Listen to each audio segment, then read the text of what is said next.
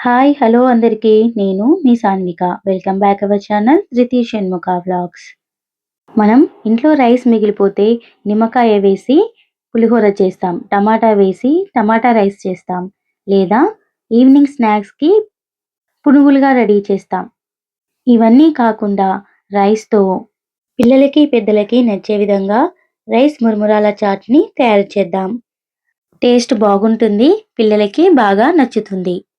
ముందుగా మిగిలిపోయిన రైస్‌ని తీసుకొని ముద్దలుగా లేకుండా రైస్‌ని పొడి పొడిగా విప్పుకోండి.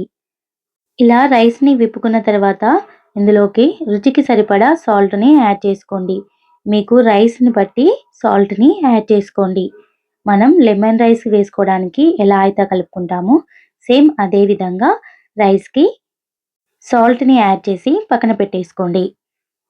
ఇప్పుడు ఒక క్లాత్ కానీ, ఒక చున్నీ కానీ మీకు ఏది అవైలబుల్‌లో ఉంటే అది తీసుకోండి. ఇప్పుడు మనం సాల్ట్ కలుపుకున్న రైస్‌ని ఈ క్లాత్ పైన పల్చని లేయర్ లాగా వేసుకోండి.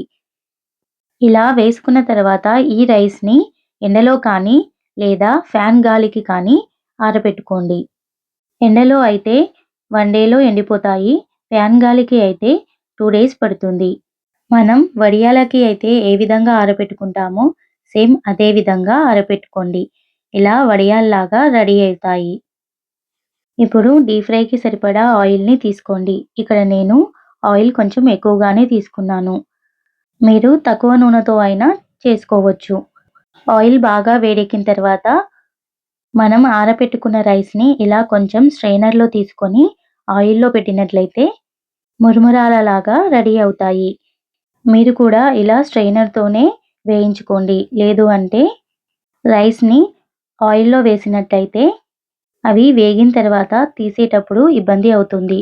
అందుకని ఇలా స్ట్రెయినర్‌తో అయితే ఈజీగా మనం తీసుకోవచ్చు. ఇలాగే మిగతా రైస్‌ని కూడా ఇలాగే కొంచెం కొంచెంగా వేసుకుంటూ ఫ్రై చేసుకుంటే టేస్టీ అయిన మురుమురాలు రెడీ అవుతాయి. టేస్ట్ చాలా బాగుంటుంది. పిల్లలు చాలా ఇష్టంగా తింటారు.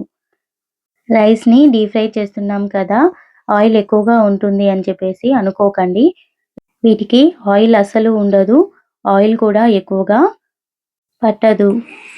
తక్కువ నూనెతోనే ఈ రైస్ మురుమురాలని రెడీ చేసుకోవచ్చు. చాలా అంటే చాలా టేస్టీగా ఉంటాయి. మీరు కూడా ఒకసారి ట్రై చేయండి.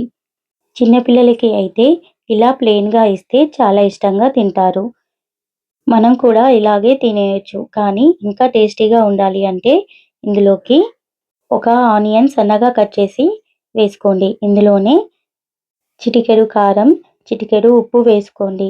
ఉప్పు ఆల్రెడీ మనం రైస్ కలిపేటప్పుడు వేసుకున్నాం కాబట్టి అందుకని ఎక్కువగా వేయకండి. చిటికెడు అంటే చిటికెడే వేసుకోండి.